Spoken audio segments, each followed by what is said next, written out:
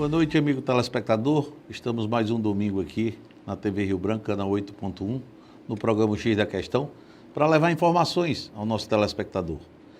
E nós temos acompanhado hoje nas meios sociais, das câmaras municipais em todo o Brasil, nas Assembleias Legislativas, no Congresso Nacional, a queda de braço que está ainda entre o Supremo Federal e o Senado da República. O Supremo Federal, lá tem uma matéria que está sendo discutida, já com maioria ampla, para descriminalizar o porte de pequenas quantidades de maconha e o uso de maconha por pessoas que são tidos como viciados. Enquanto isso, o Senado da República, na CCJ, já aprovou que qualquer situação de apreensão de droga, seja que quantidade for, é crime. Então você veja, quando os poderes constituídos da República andam caminhando um para um lado, outro para o outro, alguma coisa está errada nesse país. Para falar em alguma coisa errada nesse país, nós vamos trazer aqui para o telespectador do nosso programa X da Questão as informações que o Ciro Gomes, ex-candidato a presidente da República, ex-ministro da Fazenda, ex-governador do estado do Ceará, trouxe para o Brasil. Uma denúncia que, segundo as palavras dele, bem maior que o Mensalão, que o Petrolão e que tudo que aconteceu no Brasil. E pasmem, vocês que até agora não houve assim, uma reação para desmentir o Ciro Gomes, nesse sentido. Para falar sobre esse assunto, eu estou aqui com um time de primeira linha. O doutor Valdir Perazzo, aqui do meu lado direito, o jornalista Antônio Muniz e o doutor Robson Aguiar. Sejam bem-vindos e nós vamos agora assistirmos o pronunciamento de Ciro Gomes. Eu fui prefeito da 4ª maior cidade do Brasil, governei o 8º estado brasileiro e fui ministro da Fazenda. Controlei e administrei a economia do Brasil e sou muito sério e responsável. E é com essa lembrança que eu venho explicar mais uma vez aquilo que a grande mídia não só não anuncia, como tenta descredibilizar a serviço do grande pacto de picaretagem que o baronato financeiro, junto com o governo Lula, promovem no Brasil. Aliás, todos os governos. Deixa eu explicar para vocês o grande, enorme, gigantesco escândalo dos precatórios.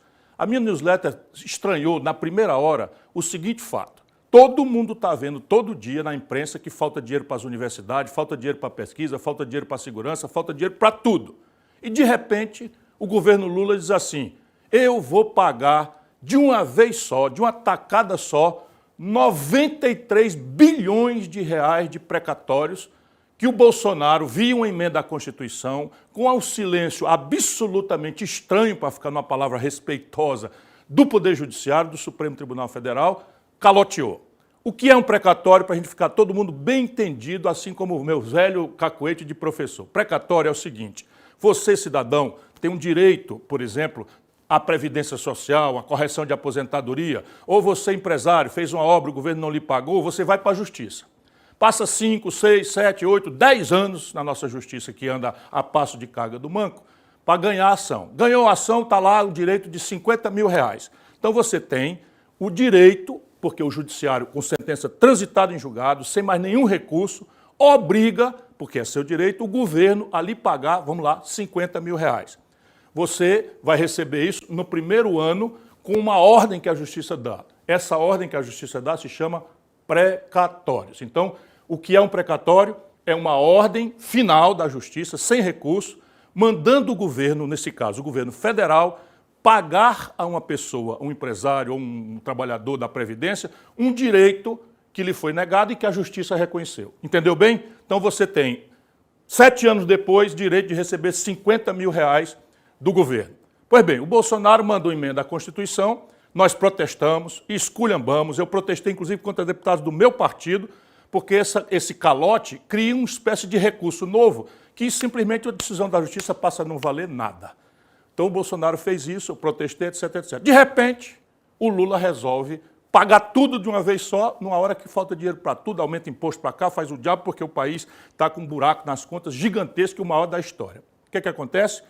No dia seguinte, que o Lula resolve pagar de uma tacada só, eu estranhei e fui investigar. Sabe o que eu descobri? Aqui está o maior escândalo da história brasileira. Pelos valores envolvidos, volto a dizer, 93 bilhões de reais, nós estamos chegando a um escândalo cujos valores envolvidos é maior do que o mensalão e maior do que o petrolão. Então vamos lá. Terminou o ano de 2023, tinha uma conta de 93 bilhões para pagar, só que o Bolsonaro, via Supremo Tribunal Federal e via Congresso Nacional, não pagou.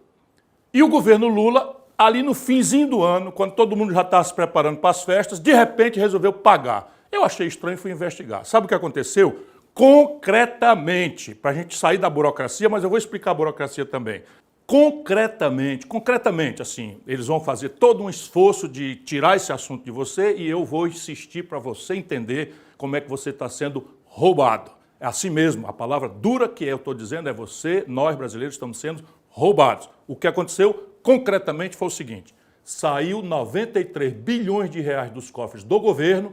Lembro, cofre do governo é o dinheiro público, o dinheiro que falta para a educação, para a saúde, para a segurança pública, para terminar 14 mil obras paradas. Essa montanha de dinheiro, 93 bilhões, saiu dos cofres do governo e foi parar no cofre dos bancos.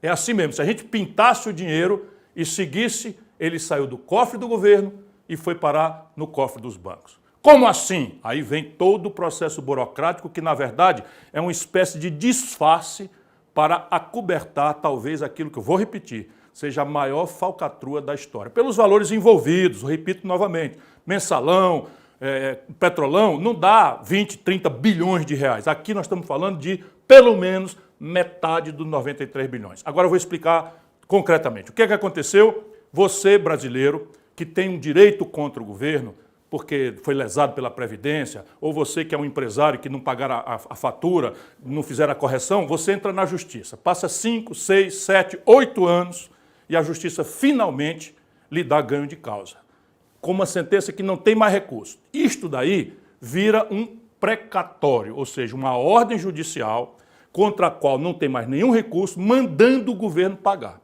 O que acontece? O Bolsonaro, a pretexto da pandemia, pegou essa montanha de dinheiro e deu um calote, via uma emenda à Constituição, com o estranhíssimo, para ficar numa palavra respeitosa, volto a dizer, silêncio do Supremo Tribunal Federal. Quando foi agora, em dezembro, no finzinho do ano, o Lula resolveu pagar tudo de uma tacada só. Como eu conheço as coisas e sei que isso aí tem uma coisa estranha, fui investigar. Meu irmão, desculpa, eu descobri, e isso você não vai ver na imprensa. Você não vai ver na imprensa. Eu consegui dar uma entrevista, meti na entrevista na CNN e a partir daí, como ali é um segundo que você tem que responder, eles ficam manipulando coisas. Concretamente, volto a dizer, o dinheiro saiu do governo e foi parar nos bancos. Mas agora eu vou explicar como é que faz esse truque para que a falcatrua seja acobertada. O Poder Judiciário recebeu esse dinheiro. Portanto, o governo não entregou direto para os bancos. O governo entrega para o Poder Judiciário, Justiça Federal, pagar os credores. Só que quem chega para receber não são os credores, o povo. Quem chega para receber são os bancos. Por quê? Porque os bancos compraram dos detentores desses direitos, das pessoas que tinham direito de receber por sentença judicial chamada precatório final, as pessoas tinham direito de receber. Então, veja, você é um trabalhador, ganhou 20 mil reais na justiça, depois de 7 anos. Então você tinha direito de receber 20 mil do governo via Justiça Federal. O que é que fizeram os bancos? São poucos bancos, facílimo de descobrir, e o Ministério Público brasileiro está desafiado a perguntar para a Justiça Federal quem foi que ficou com esses valores. Então o que acontece? Você tinha direito de 20 mil reais, deram um calote, você ficou, cadê? Não vou receber mais nunca, não tenho condição, e imediatamente chega um banco e diz assim, você tem aí um precatório, ou seja, o caba já tem a informação lá da Justiça Federal, quem é que tem o precatório, para poder procurar, já começa a falcatrua. Aí chega e diz, você tem o direito de receber 20 mil, calotearam, não vão te pagar mais nunca, quer 10 mil? Eu te pago 10 mil no precatório. Aí o camarada, olha, eu não vou receber isso nunca, é melhor receber 10 mil, metade do que eu tenho direito, do que 20 mil. Entregou o precatório para o banco deu para ele 10 mil reais. O banco ficou com coisa, que é isso? O banco então agora está comprando um papel que não vale nada, que ninguém sabe como é que vai pagar. Aí está a grande falcatrua. De repente, por um passe de mágica, os bancos foram receber esse dinheiro Só que em vez de receber 10 mil que eles pagaram para o trabalhador humilde, eles receberam 20 mil. Exatamente o valor que estava no papel. Sacou? Ou seja, o dinheiro do povo, o governo pegou e passou para os bancos. Foi direto? Não, claro que não foi. Assim também, tenha paciência, isso aí é um batedor de carteira, não tem nem como Estadão, sempre a serviço dos banqueiros, anunciou.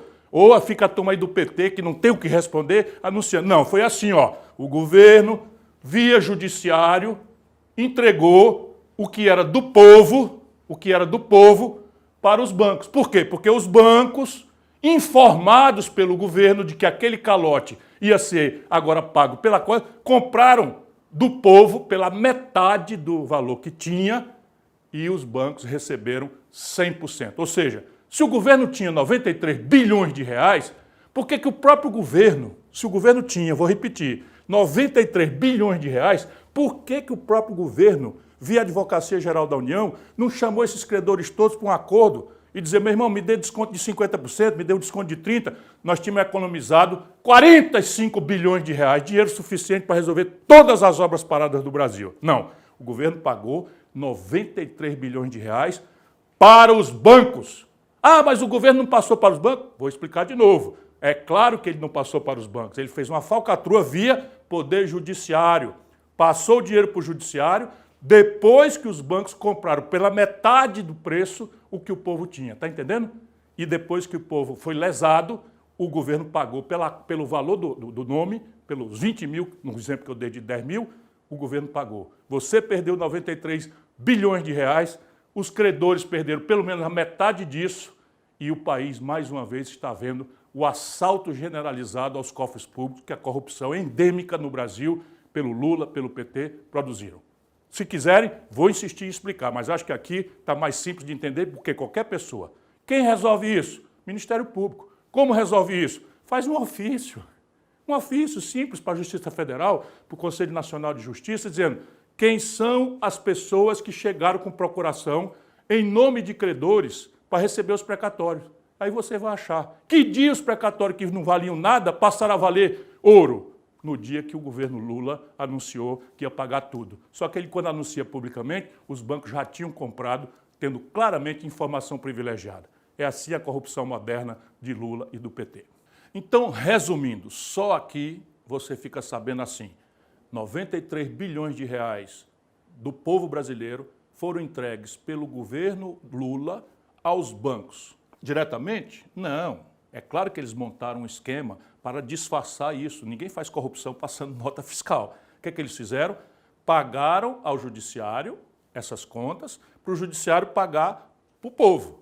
Só que o povo já não era mais o portador dessa sentença, desses precatórios. Por quê? Porque já tinha vendido praticamente tudo para os bancos pela metade do valor, por um terço do valor, por um quarto do valor. Só o Ministério Público vai descobrir isso. Ou seja, o povo perdeu pelo menos metade desses 93 bilhões se tivesse sido desconto. Por quê? Porque na hora que o governo paga 93 bilhões cheio para os bancos só tinham pago metade desse valor para o povo. É assim que se assalta uma nação, é assim a nova corrupção do lulopetismo. Como resolver isso? Não me interessa politicamente quem aproveita, quem deixa de aproveitar, eu estou fora dessa polarização. O que eu estou é dando sequência a uma luta de vida contra a corrupção que causa miséria, pobreza, violência e que, infelizmente, é um grande câncer na vida brasileira de forma impune. Todo mundo está vendo. Então, como é que resolve? É simples. O Ministério Público Federal, dado que isso é um assunto da Justiça Federal e do Governo Federal, faz um simples ofício para a Justiça Federal, para o CNJ, para o STJ e pergunta, simplesmente, quem foi que compareceu com a procuração em nome de terceiros para receber o valor dos precatórios. E abre um inquérito na Polícia Federal para apurar que dia os precatórios não valiam mais nada e passaram a valer pelo valor de face. E aí vai se encontrar claramente o tráfico de influência, a informação privilegiada, que é a nova e grande sofisticada modernidade que a corrupção do Lula e do PT produziram agora nessa fase no Brasil. Tragédia para o Brasil, pouco me importa se os bolsonaristas aproveitam isso. O Bolsonaro é um dos corresponsáveis por essa imensa corrupção estrutural do Brasil. Portanto, eu não quero saber. Eu estou fora da polarização e a serviço do Brasil. Para conversar sobre esse assunto, para ver o fundamento dessa denúncia, eu estou aqui com o Dr. Valdir Perazzo, o jornalista Antônio Muniz e com o doutor Robson Aguiar. Vou começar aqui com o doutor Valdir Perazzo. Doutor Valdir, seja bem-vindo aqui no programa X da Questão. Tem fundamento essa denúncia do doutor Ciro Gomes? Boa noite, doutor Alex. Boa noite, doutor Robson, meu caro Muniz, senhores telespectadores. É uma denúncia muito grave, né? Essa do ex-candidato à presidência, Ciro Gomes.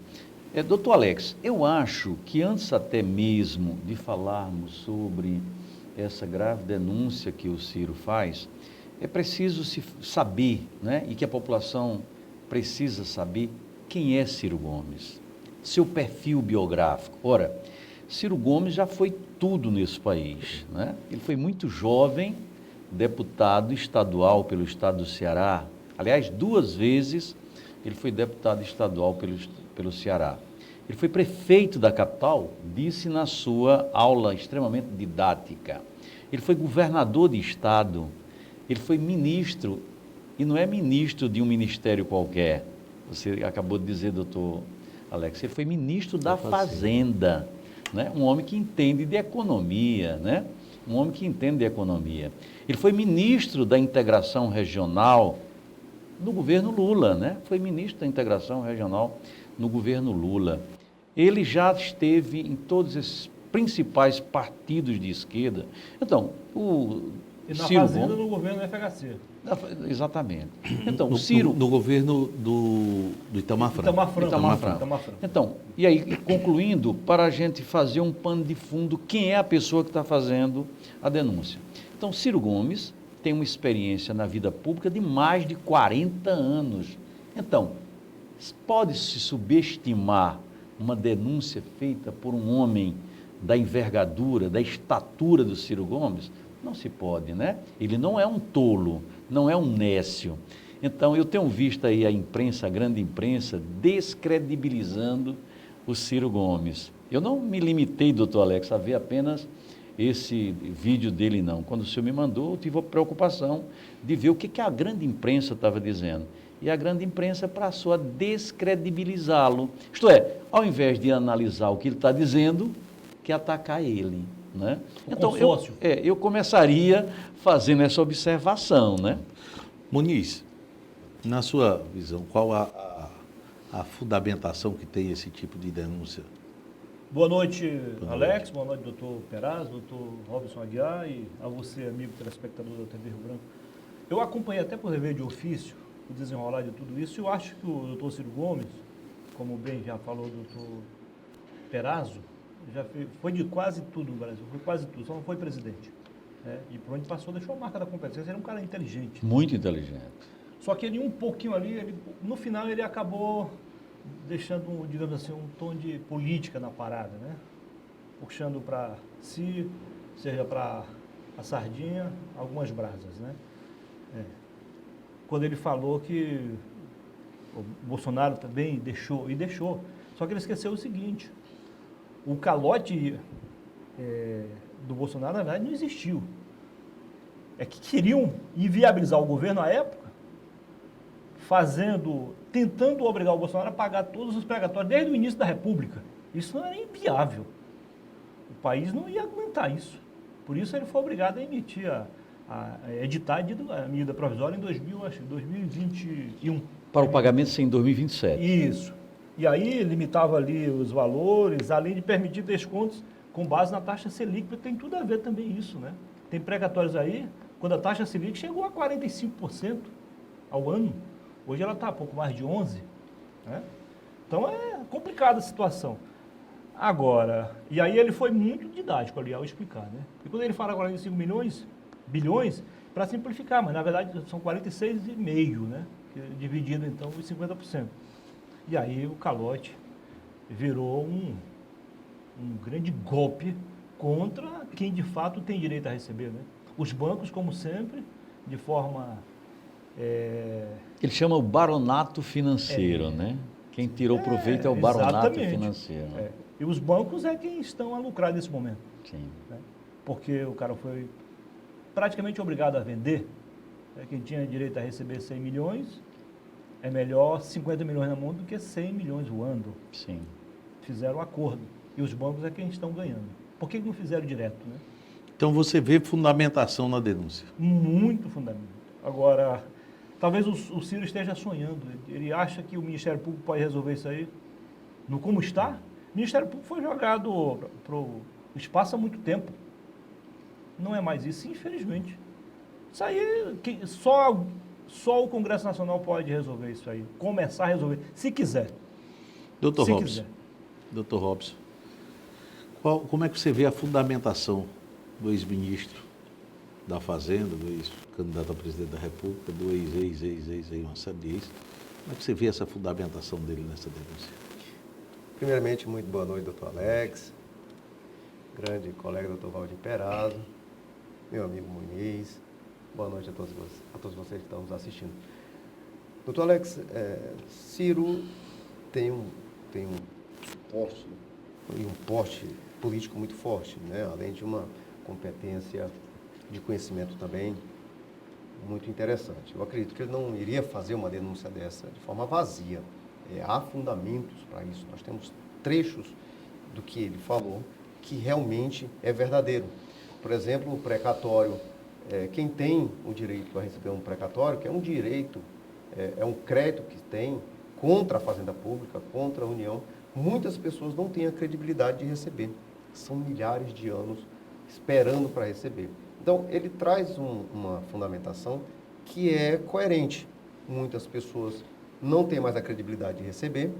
E se tiver pessoas com informações importantes, que é o tráfico de influência, que ele já fala no final, realmente isso pode ter acontecido ou está acontecendo ainda. Não duvido, porque o PT usa as estruturas para cometer os seus delitos na administração pública. E esse pode ser mais um que está aí e que ele já fez essa denúncia. Então, eu vejo como pertinente, eu vejo que deve ser investigado de alguma forma, deve ser analisado se houve esse tráfico de influência para que o Brasil tivesse esse rombo de 93 bilhões e a metade, pelo menos a metade disso, ir diretamente para os bolsos de algumas poucas pessoas ligadas ao governo. Então eu vejo que tem que ser apurado, porque Bolsonaro não fez o pagamento dos precatórios naquele momento, no momento anterior, para que se preservasse o equilíbrio das contas públicas. Não foi um calote, como o Ciro fala, só retardou o pagamento, como outros também já fizeram. Então, nessa questão não é um calote. Bolsonaro apenas... Ele não deixou de pagar. Ele faz só um reequilíbrio, faz uma suspensão da lista de pagamento, mas não é calote. No entanto, no contexto geral, é possível que sim, que como houve esse repasse instantâneo de 93 bilhões do momento que a gente passa, realmente acende uma luz de bastante cuidado que a gente deve ter, e principalmente os órgãos de controle e fiscalização. Eu vou encerrar o primeiro bloco e já voltamos para continuarmos conversando sobre esse tema tão importante para o Brasil.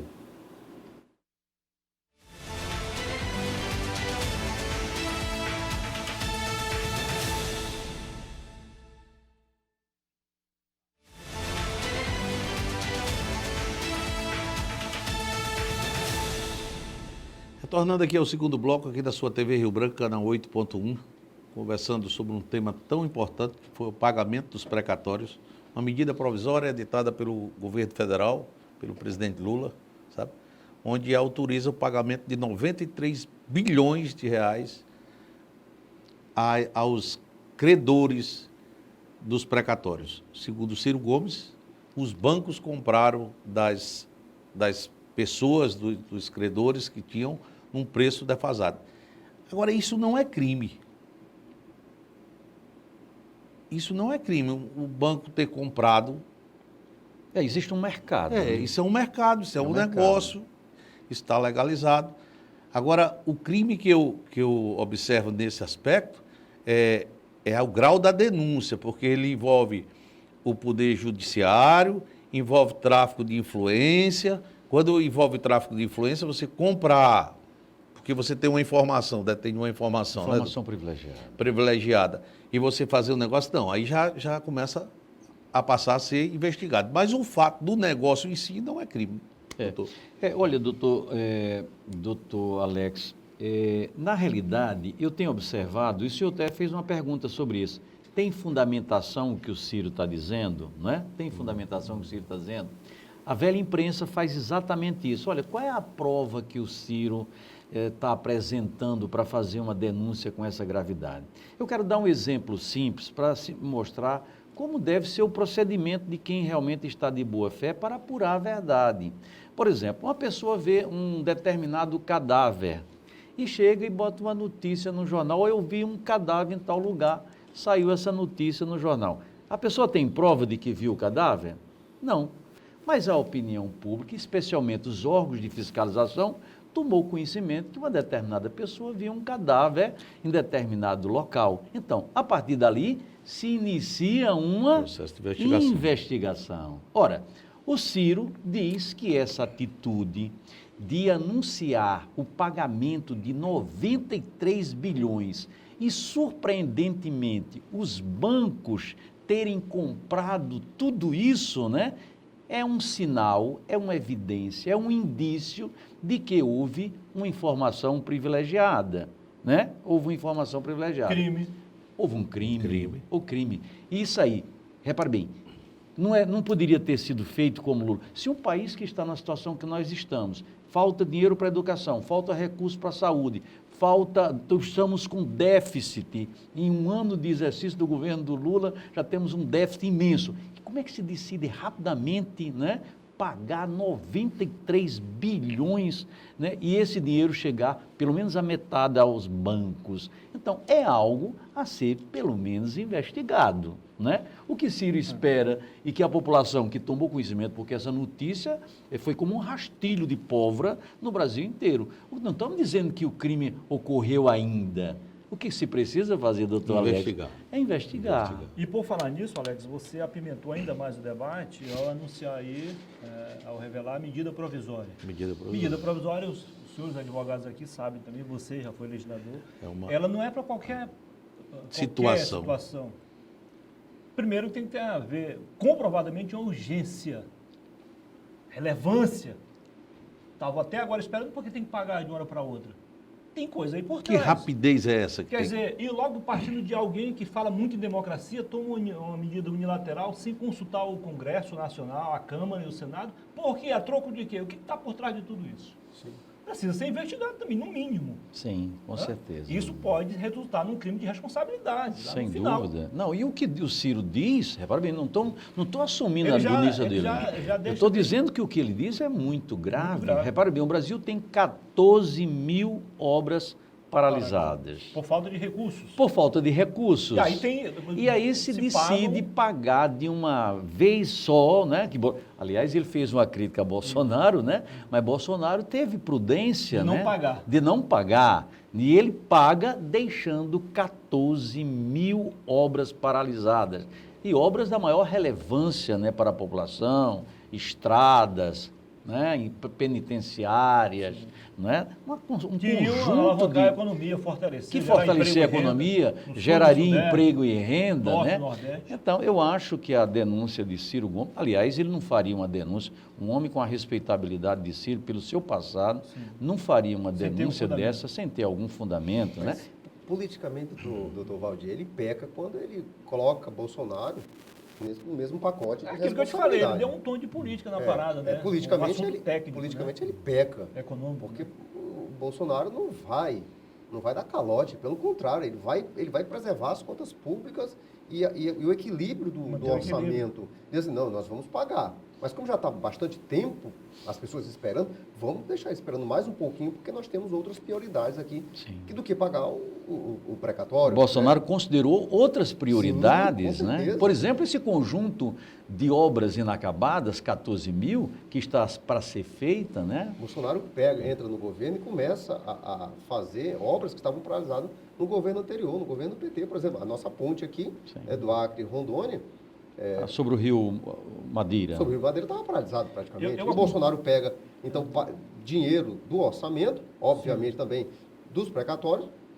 para que fizesse obras importantes. Sim. Não desmerecendo os precatórios, porque são direitos adquiridos das pessoas, mas dando prioridade em obras mais relevantes. Aí vai aquele princípio que a gente estuda, senhor sabe muito bem, no direito administrativo, o princípio da supremacia do interesse público contra o interesse privado. Com Foi o que certeza. Bolsonaro procurou fazer. Vamos ver o que é mais relevante, que é público realmente, e deixar as coisas privadas para um momento posterior. Mais adequado. Por dever de ofício, eu acompanhei isso atentamente e ele encontrou dificuldade na Câmara e no Senado para aprovar a medida provisória. Aliás, a PEC. Porque o Poder Judiciário, através do STF, também estava pressionando para ele pagar esses precatórios. Agora, tem um aspecto também, Muniz, se você me permite fazer uma parte aí, o Ciro aponta um caminho para desvendar essa começar possível... pelo Ministério Público. Começar pelo Ministério Público. Mas nada obsta, porque isso é um fato específico, né, doutor? Isso seria, doutor Alex, a possibilidade de uma CPI?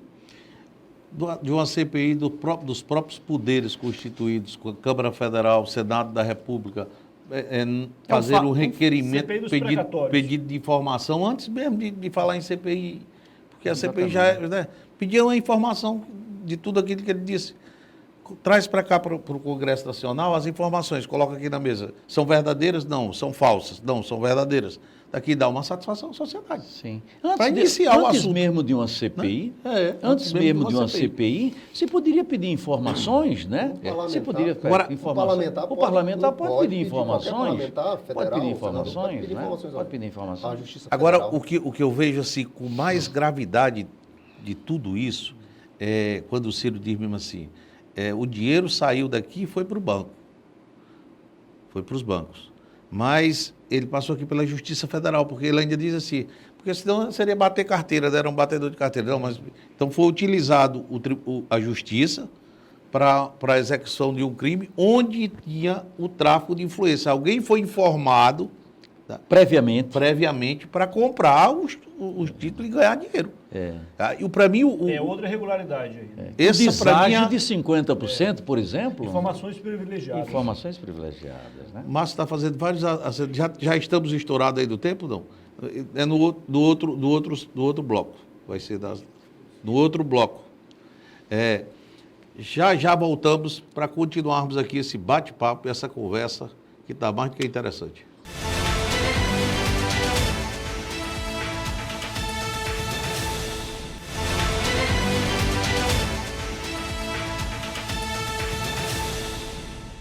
Voltamos aqui na sua TV Rio Branco, canal 8.1, conversando sobre o escândalo dos precatórios, trazido ao conhecimento da população brasileira por ninguém mais, ninguém menos que Ciro Gomes, ex-ministro, ex-governador, ex-prefeito de Fortaleza e por aí vai. E para debater sobre esse assunto, eu estou aqui com o doutor Valdir Perazzo, o jornalista Antônio Muniz e o doutor Robson Aguiar. Márcio, roda aí novamente aquele trechozinho lá quando fala da questão do judiciário. Aí está a grande falcatrua. De repente, por um passe de mágica, os bancos foram receber esse dinheiro, só que em vez de receber 10 mil que eles pagaram para o trabalhador humilde, eles receberam 20 mil, exatamente o valor que estava no papel. Sacou? Ou seja, o dinheiro do povo, o governo pegou e passou para os bancos. Foi direto? Não, claro que não foi. Assim também, tenha paciência, aí é um batedor de carteira, não tem nem como Estadão, sempre a serviço dos banqueiros, anunciou. Ou fica a turma aí do PT, que não tem o que responder, anunciando. Não, foi assim, ó, o governo, via judiciário, entregou o que era do povo, para os bancos. Por quê? Porque os bancos, informados pelo governo de que aquele calote ia ser agora pago pela coisa, compraram do povo pela metade do valor que tinha e os bancos receberam 100%. Ou seja, se o governo tinha 93 bilhões de reais, por que o próprio governo, se o governo tinha, vou repetir, 93 bilhões de reais, por que o próprio governo, via Advocacia Geral da União, não chamou esses credores todos para um acordo e dizer, meu irmão, me dê desconto de 50%, me dê um desconto de 30%, nós tínhamos economizado 45 bilhões de reais, dinheiro suficiente para resolver todas as obras paradas do Brasil. Eu só quero informar para você, telespectador, que precatório, tanto tem precatório federal, os precatórios estaduais e os precatórios municipais. Sabe? Tem também uma legislação federal, tem legislações nos estados e tem em alguns municípios do Brasil tem também uma legislação que reza sobre isso. Hoje nós estamos conversando sobre o precatório do governo federal, atinente ao governo federal. Precatórios esses que foram editados por uma medida provisória e que, segundo o Ciro, foram através de informações privilegiadas repassadas do Poder Judiciário ou do Executivo para bancos, e os bancos compraram esses precatórios. E aí o governo editou a medida provisória e pagou aos bancos esses valores. É isso que tem que ser apurado. Doutor Valdir.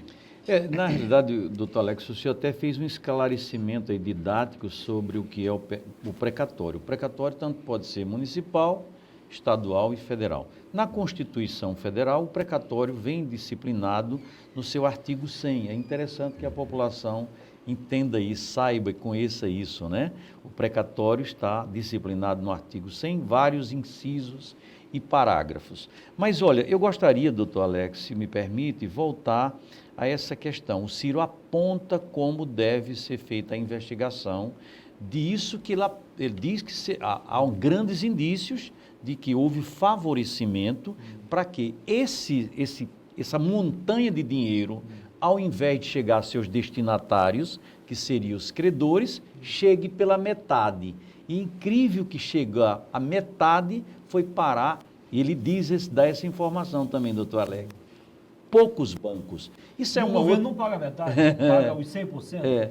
E o governo paga 100%, né? Ora, e o governo paga 100%, mas a população só recebeu a metade. Agora, Ciro Gomes dá uma informação que também isso deve ser objeto de investigação e de pesquisa. Poucos bancos, ele não diz quantos bancos, né? Então, ele aponta que pode ser feito um ofício pelo Ministério Público. Ora, ele também fala que os dois maiores escândalos que ocorreram no Brasil foi o Petrolão e o Mensalão. E ambos tiveram CPIs, isso, né? Isso. Tanto o Mensalão como o Petrolão. Aliás, me lembro que realmente, quando da CPI do Mensalão, doutor Alex, era um negócio assim, era como final de Copa do Mundo. Sim. E ele mesmo disse que os dois se tornam um café pequeno. E era café pequeno. Olha, com relação à Lava Jato, a Lava Jato conseguiu que fosse voltado para os cofres públicos 25 bilhões, que é a metade do que ficou para os bancos.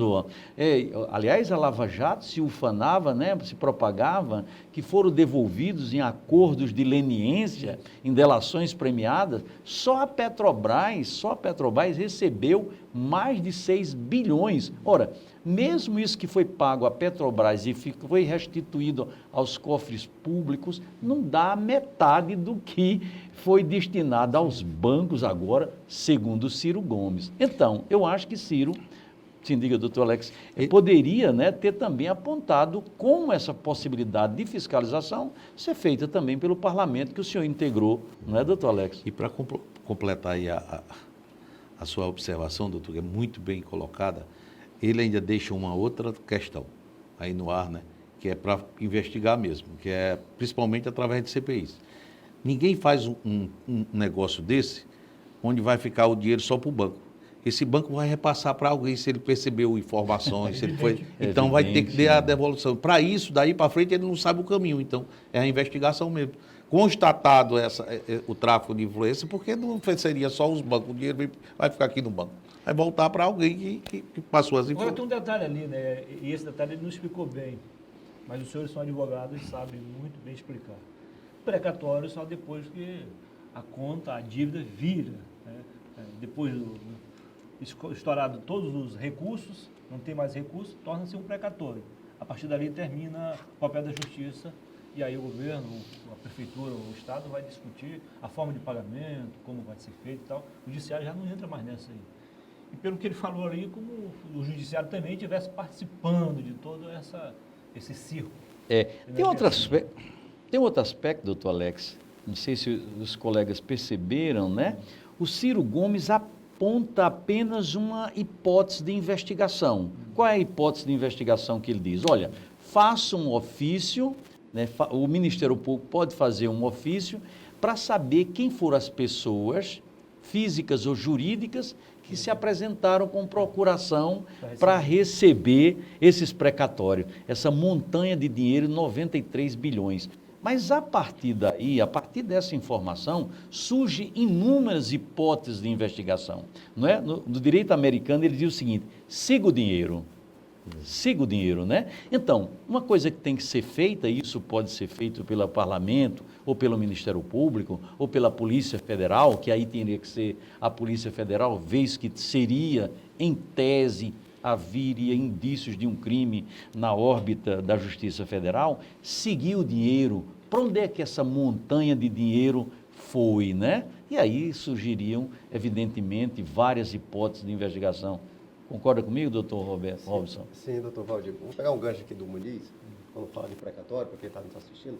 Precatório é uma determinação da Justiça para que a Fazenda Pública, no caso, a União Federal, que é o tema que estamos discutindo por causa dessa polêmica do Ciro Gomes, é uma ordem que se dá para que a União faça o pagamento de um crédito de alguém. Então, acredito que vocês conheçam pessoas que têm o dinheiro para receber da União, que há anos não recebem porque estão numa fila, que a gente chama de fila de precatórios. Agora, o que é interessante, doutor Valdir, doutor Alex Muniz, é que esse crime ele é complexo, porque para que se tenha essa materialidade da denúncia do Ciro, é necessário que anteriormente alguém do banco, e aí eu já dou um passo além, pegando o gancho do Ciro, a Justiça Federal, no caso, são créditos da União, a Justiça Federal tem convênios com bancos públicos. Então vamos descartar praticamente todos os bancos privados. São bancos públicos. É por isso que ele fala, são poucos bancos,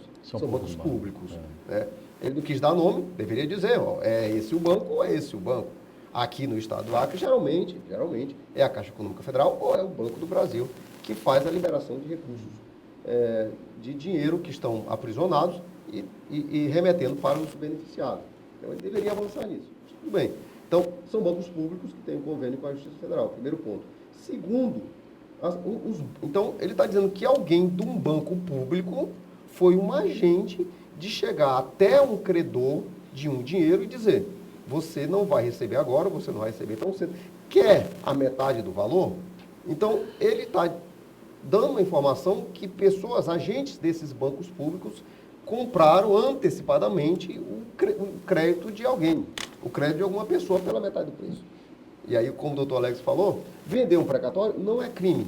Não é crime vender um crédito, é um crédito. É como se fosse um cheque que está lá para receber. Eu tenho um crédito da União, não sei quando vou receber, eu estou na fila para receber, vai demorar muito tempo, 10, 15 anos, eu estou na fila para receber. E se alguém chega para mim e fala: Robson, você quer pela metade? Como o dinheiro que a pessoa vai me pagar é agora, eu posso aceitar. Né? Então a questão não é bem isso. A questão é que está viciada a negociação porque alguém tem informação privilegiada. Sim. Já sabe que vai receber. Porque se alguém for comprar um crédito meu hoje pela metade, a pessoa só vai receber daqui a 10 anos, 15 anos. Por quê? Qual o interesse de comprar um crédito para receber daqui a 15 anos? Sim. Só é interessante quando tem informação privilegiada. E o Banco do Brasil, ou a Caixa Econômica, iria comprar um crédito que não tivesse um valor, ou que não soubesse que ia receber? Sim. Qual é o banco que faz isso hoje? Sim. Né? E o negócio aconteceu, realmente aconteceu. Né? Você vê, existiu uma medida provisória, só que quando a medida provisória já saiu, segundo o próprio Ciro, já havia sido comprado, já tinha uma ação de compramento das ações. Por isso que baixaram a medida provisória. Sim. E na sequência fizeram... Eu estou aqui diante de 3 operadores do direito. Existem 2 tipos principais, né, doutor, de precatórios. Os alimentares, que não precisa a gente explicar detalhes, e os não alimentares, pode ser de uma compensação, de indenização. Além disso, existem outros tipos, não? Nesse caso da União? Como eu falei, Muniz, na realidade a questão dos precatórios, eles estão previstos, regulamentados ali a partir do artigo 100, e nesse artigo 100 contempla as várias hipóteses, nos vários, tem a impressão que são 22 parágrafos, né, e muitos incisos. Então a coisa é detalhadamente disciplinada. Mas eu, se me permite, doutor Alex, eu ainda queria suscitar aqui ainda outra discussão que o Ciro deixa implícita, né?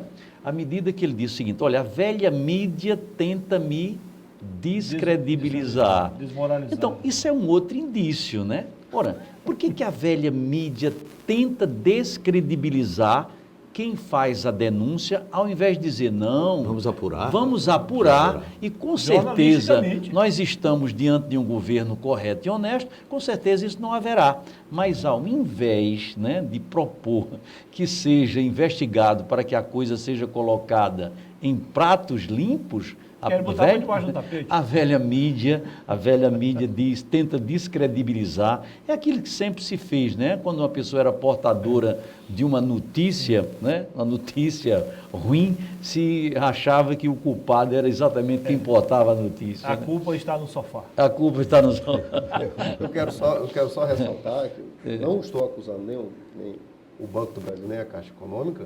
Pelo contrário, são duas instituições seríssimas.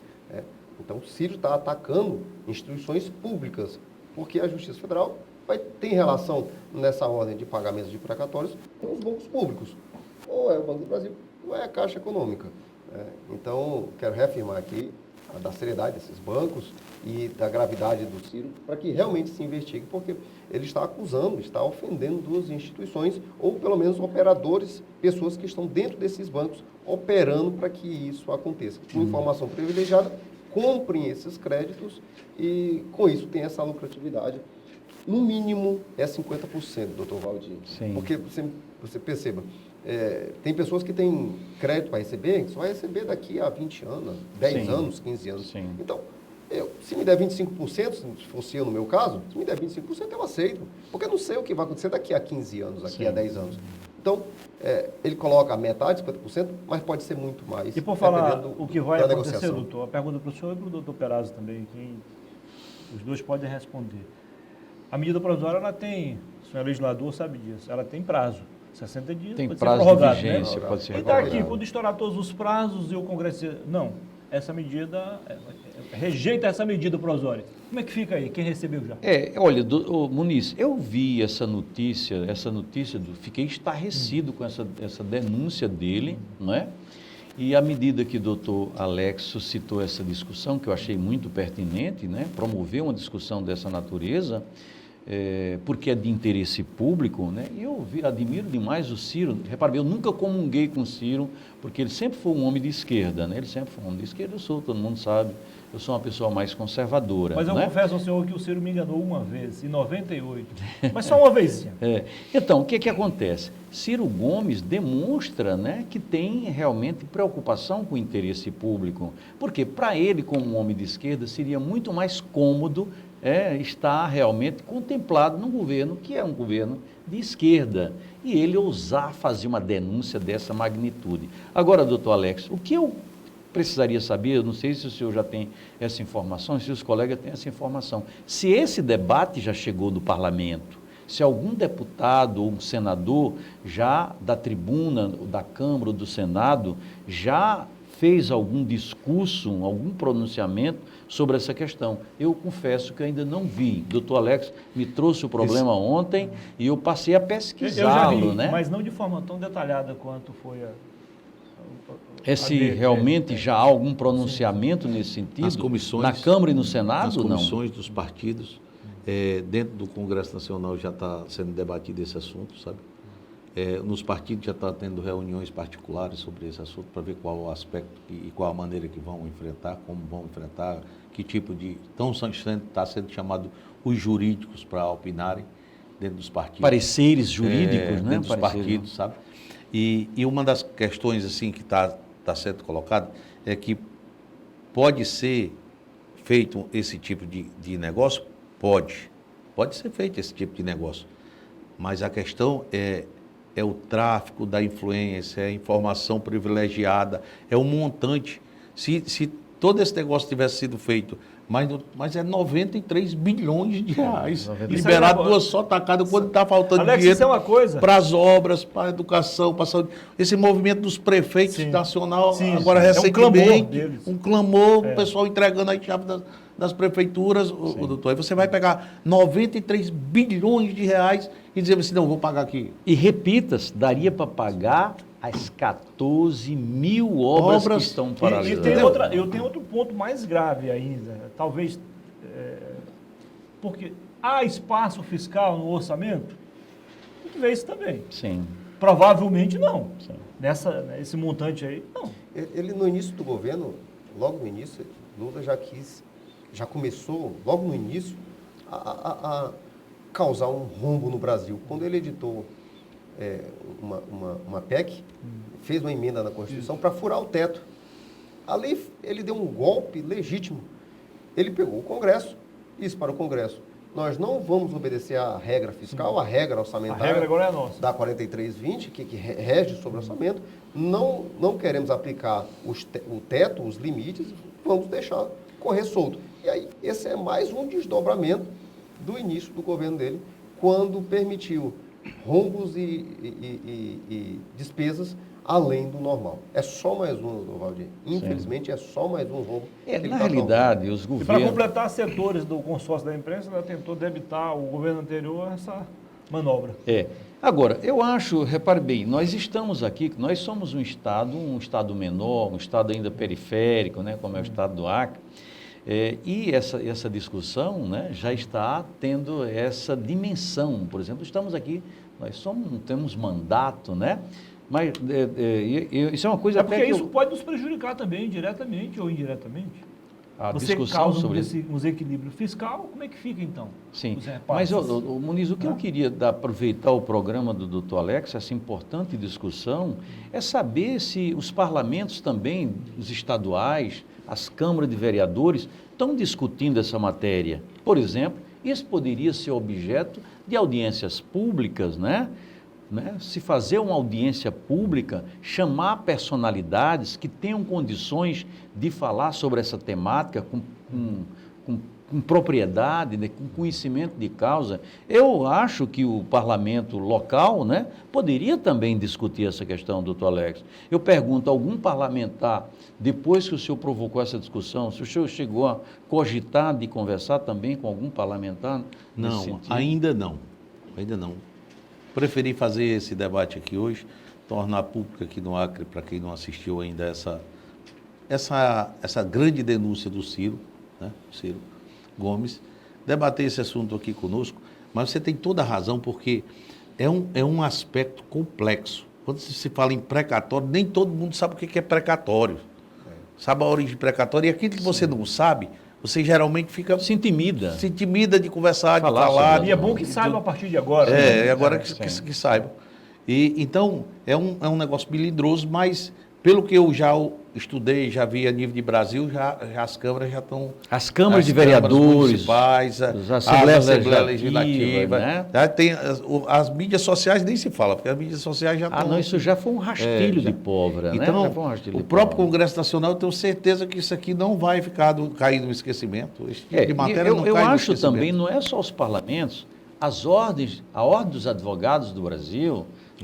que a Ordem dos Advogados do Brasil sempre esteve atuante em causas dessa magnitude. Aliás, diga-se de passagem, foi uma pessoa da OAB, uma Janaína Pascoal, né, que diante de um fato concreto em 2016, levou o problema que terminou no impeachment de Dilma, né?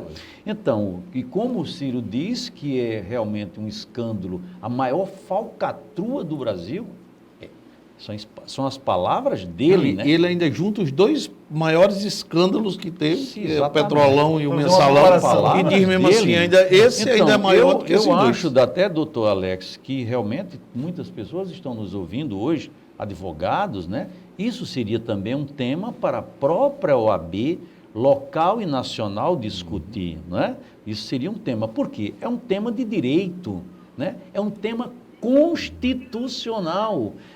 O precatório foi criado exatamente isso, para não criar privilégios, não era, doutor Robson? Sim, verdade, doutor. Né? No passado, antes de 1988, como é que isso funcionava? Né? Não havia uma ordem, né, doutor? Uma fila, e pago de forma que se otorgava um título, né? A coisa era muito mais simples, né?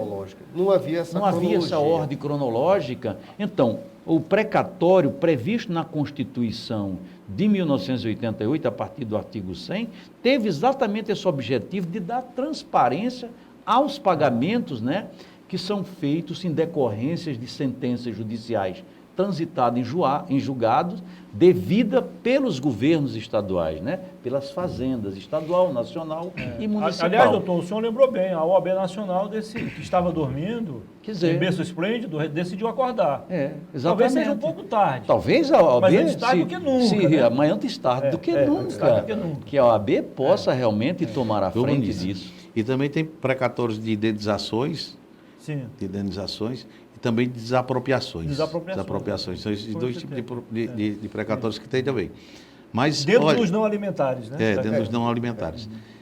Nós vamos encerrar mais esse bloco, já voltamos. Infelizmente, a gente tem 1 hora de programa, mas a gente diz assim, é muito tempo, mas você vê, no instante passa, a gente é um debate... Passou rápido. É, um Passa debate rápido. bom, que a gente fica ali rapidamente. Já voltamos.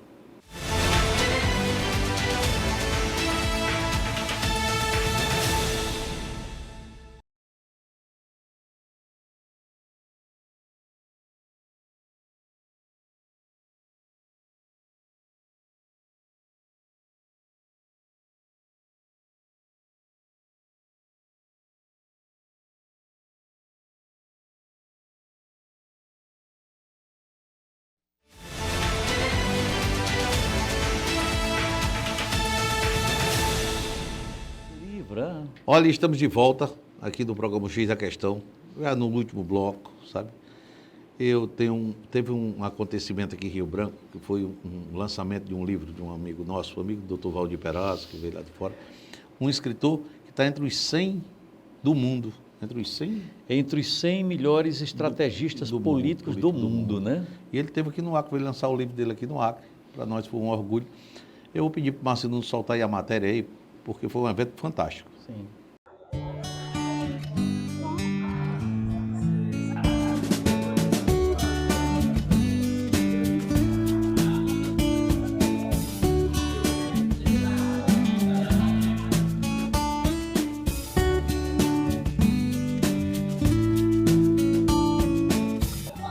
Paulo, fale um pouco para a gente sobre a ideia central desse seu livro.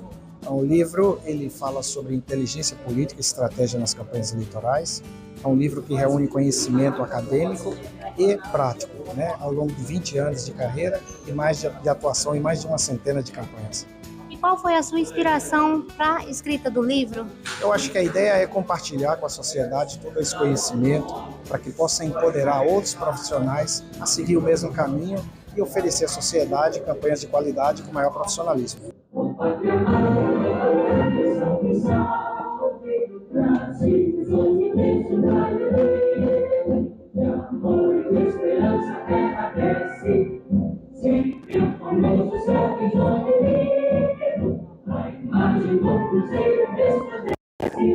O senhor já viu o livro, tem uma noção do conteúdo dele? Com certeza, eu acompanho o trabalho do professor e doutor Paulo Moura há muito tempo. Não só por isso, mas também por isso que ele está aqui hoje, né? Eu tenho pautado o meu mandato em aprimorar as ferramentas de se fazer política. E com todo o avanço da tecnologia, dos conhecimentos, é muito difícil você ter uma inserção no novo mundo se você não passar por Paulo Moura. Eu creio que é do conhecimento dos amigos, doutor Paulo Moura foi eleito uma das 100 personalidades mais importantes no mundo em inteligência e estratégia política. Então, para os acrianos, para mim em especial, é um privilégio poder tê-lo aqui do meu lado.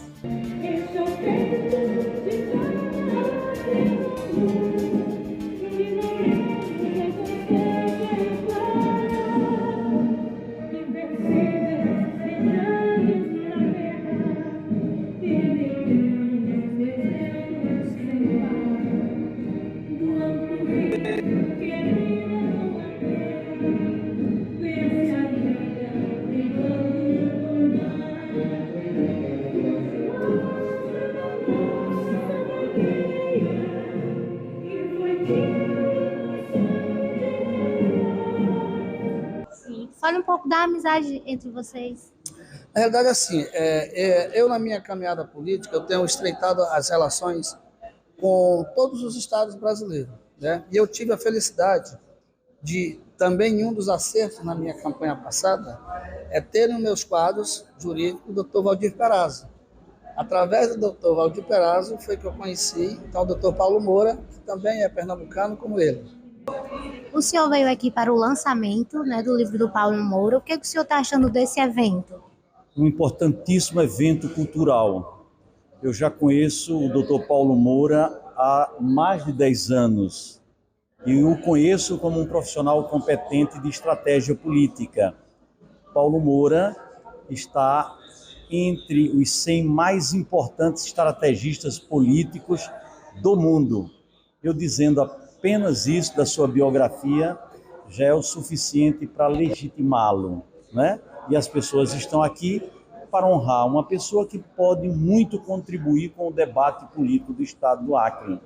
Então, só tenho a agradecer ao Dr. Paulo Moura por ter vindo aqui fazer o lançamento do seu livro, um livro lançado por uma importante casa publicadora, que é a Editora Vozes, e a população de Rio Branco sai ganhando com esse importante evento cultural.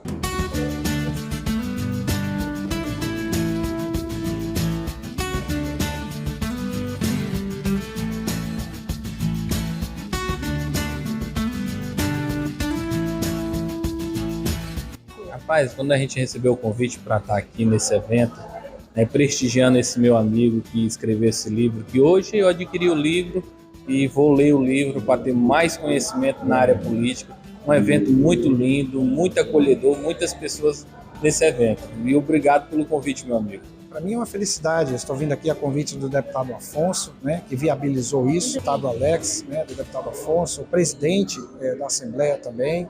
Então, para nós é um prazer estar aqui e fazendo o lançamento aqui no Estado do Acre. Lembrando que toda a renda desse livro é destinada ao Núcleo de Apoio a Crianças com Câncer, então ele não tem nenhum objetivo comercial, mas sim de compartilhar com a sociedade. Então, na hora que você adquire o livro, você está também abençoando crianças com câncer.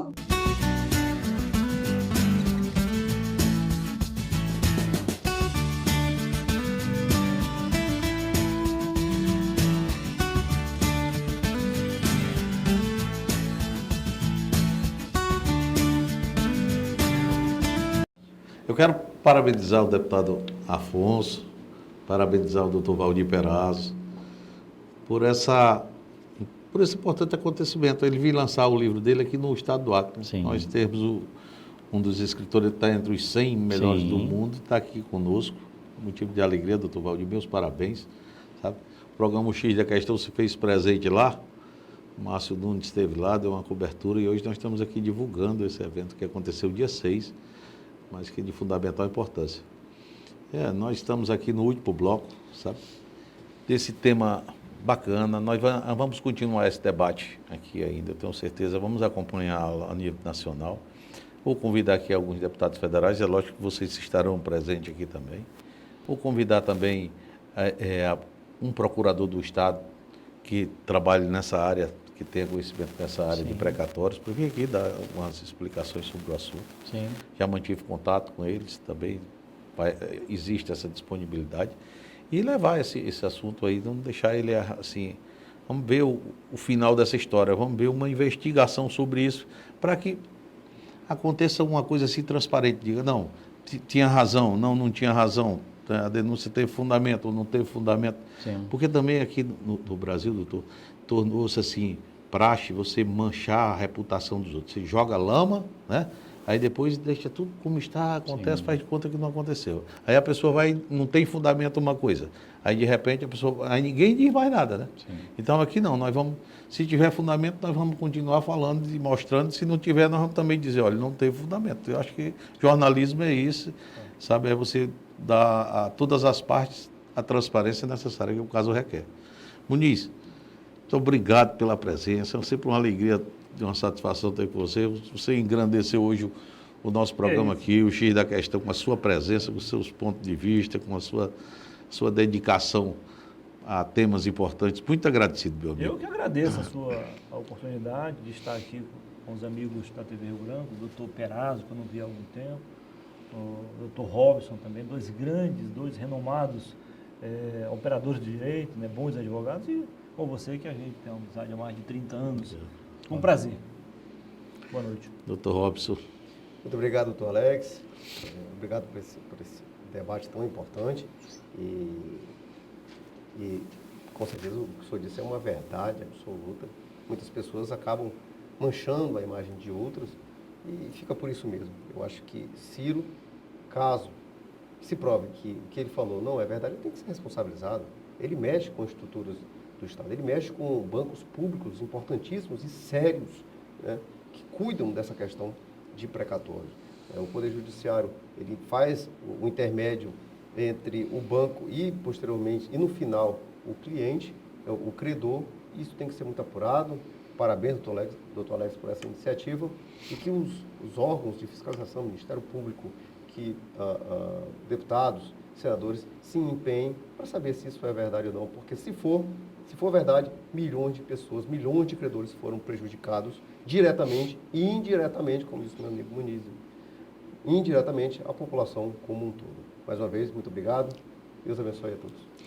Você sabe, doutor Valdir Perazzo, o que é que você passar 20 anos buscando um direito que você tem para você chegar, quando transitar em julgado de última instância, você ter o direito a receber, você não receber, e alguém vir e ainda comprar por 50% aquele que você esperou 20 anos. Isso é uma coisa muito realmente grave. Né, é grave. Eu gostaria primeiro, doutor Alex, de agradecer e parabenizar. A bem da verdade é que o programa X da Questão tem suscitado importantes debates, né? Está presentes, né? E suscitando esses importantes debates. O X da Questão mudou as noites de domingo. Com certeza, Muniz, com certeza. Então, se eu trazer a discussão, né? Colocar no debate, colocar em pauta um tema como esse, é muito importante, porque isso contribui para mudar os costumes políticos do Brasil, né? Você veja que o Ciro Gomes diz que fez essa denúncia pensando no interesse público. Ora, a população, como você disse, ficou lesada. Se o fato ocorreu, ficou lesada. Ora, eu tinha 50 mil reais para receber e desanimado, achando que não receberia mais, aceitei vender pela metade do preço.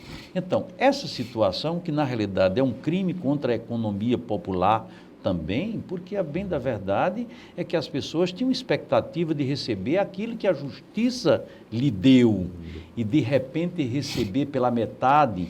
O título de face era 20 mil reais, mas eu recebo a metade. Isso é uma clamorosa injustiça.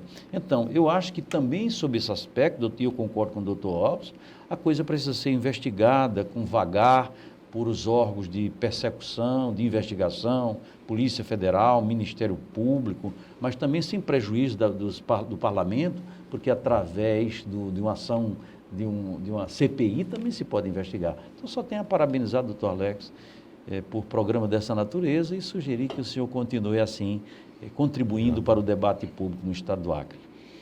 Eu quero agradecer a presença dos amigos, sabe, a presença de todos vocês, que hoje nos ajudaram a conversar sobre um tema tão importante para o conhecimento da população, para saber se é verdade, se é mentira, se para onde vai, por onde caminhar, quem vai investigar, sabe? Eu acho que tudo isso, a transparência é tudo. Muito obrigado pela presença, muito obrigado mais uma vez pelo apoio, pelo apoio da discussão, e nós vamos ter outras oportunidades para conversar sobre esse e tantos outros temas que afligem a nossa população do dia a dia. Eu quero desejar a todos uma boa semana, que Deus abençoe poderosamente a vida de todos, e que tenhamos, se Deus quiser, uma semana abençoada, com saúde e paz. Um abraço.